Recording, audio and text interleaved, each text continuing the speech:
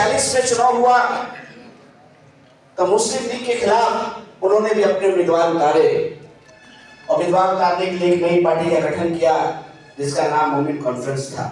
मोमिन कॉन्फ्रेंस के माध्यम से मुस्लिम लीग के खिलाफ चुनाव लड़े, खुद भी जीते और 6 विधायक वित्ता के लाने का काम किया पहली बार में। हमें उम्मीद है उसी धरती से आज ये दूसरा लाल प्रशांत किशोर आपके बीच में है। वही कयूम अंसारी साहब वही रोहतास जिला से थे और आपके प्रशांत किशोर साहब भी उसी रोहतास जिला से आते हैं। तो साथियों, लड़ाई लड़ने की जरूरत है। उन्होंने लड़ाई लड़ा, बहुत काम किया। आज all India backward classes commission हम लोग देखते हैं तो उन्हीं का बनवाया हुआ है। बहुत की बात है, जब हिंदुस्तान पाकिस्तान का बंटवारा हो गया तो अक्टूबर 1947 में जब पाकिस्तान ने हिंदुस्तान पर हमला किया तो कोई मुसलमान आगे नहीं आया। उस समय पाकिस्तान के सबसे पहले को निंदा किया यही कयूम अंसारी साहब थे, उन्होंने निंदा किया। आजाद कश्मीर को वहीं से शुरू करते हैं। डॉक्टर साहब ने कहा कि प्रशांत किशोर के पास एक टारगेट है बिहार को आगे बढ़ाने का, जो आपको हासिल हो गया इससे आगे चलने का। मैं इनसे इत्तेफाक नहीं रखता। मेरा टारगेट बिहार के नजरिए से नहीं है। टारगेट तो है, लेकिन टारगेट ये है कि गोडसे के इस दौर में गांधी की विचारधारा आधारित व्यवस्था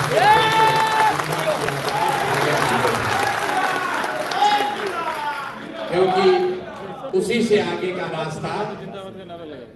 आगे का रास्ता निकलेगा।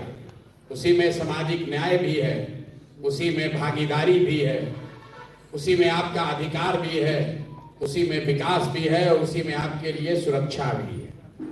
तो टारगेट जन स्वराज का चुनाव जीतकर सरकार बनाना नहीं है।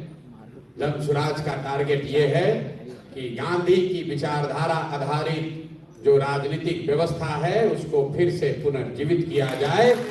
क्या जन स्वराज का बेदारी कारवां निकल रहा है, क्या कहना चाहते हैं?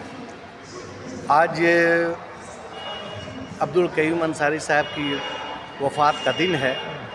इस मौके पे जन स्वराज पार्टी की तरफ से एक पूरे बिहार में मुसलमानों को बेदार करने के लिए एक मुहिम निकल रही है।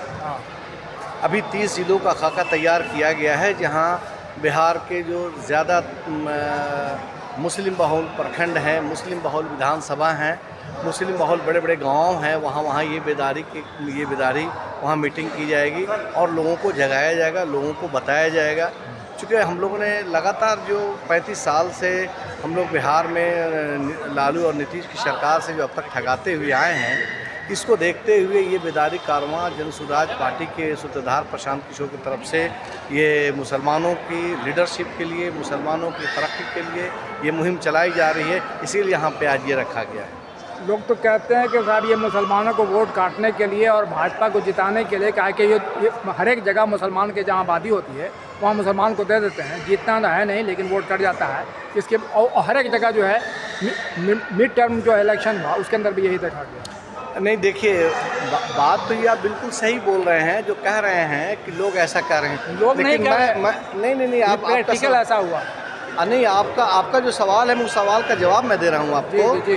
कि ये आप हमें बताइए, जो लोग ऐसा सवाल करते हैं कि ये बी टीम है या फिर मुसलमानों का खाली जो है वोट काटने के लिए आए हैं, लेकिन जो मेरी हमदर्द टीम थी, जो हमारे हमदर्द पार्टियां थी, 75 साल से कहाँ मुसलमानों को फलाह पहुंचा सकी कांग्रेस पार्टी? मुसलमान ने तो लगातार विदाउट फेल कांग्रेस को वोट दिया 75 साल। आपको पता होगा कि जिस वक्त देश आज़ाद हो रहा था उस वक्त जैसे मुसलमानों की जो है सो नौकरी में भागीदारी 35% थी। आज हम लोग जो है सो 0.97% हो गए हैं। तो और आज देखिए कि कश्मीर से कन्याकुमारी तक जितने भी जो है सो आपको मिलेंगे ग्रेंटन रोड के किनारे दुकानें, वो सब जो है सो मुसलमान के लड़के उसके में हैं। मुसलमान के लड़के जो है सो इसके में पंचर बनाते हुए मिलेंगे। तो मुसलमानों ने ये कांग्रेस के मुआशी हालात, मेरी सियासी हालात, मेरी शैक्षणिक हालात को कांग्रेस ने तबाह कर दिया। मतलब ये कि तमाम पार्टियों ने आपको ठगा, इसमें जाकर आप दूसरी पार्टी की तलाश में। नहीं, बिल्कुल। और फिर हम लोगों ने 35 साल से जिस पार्टी को वोट दे रहे थे, लालू यादव जिसको कहते हैं, राजद जिसको कहते हैं, वो तो पूरे बैरियर लगा रखा था कि मुसलमान जो है सो हमें कहाँ जाएंगे वोट देंगे।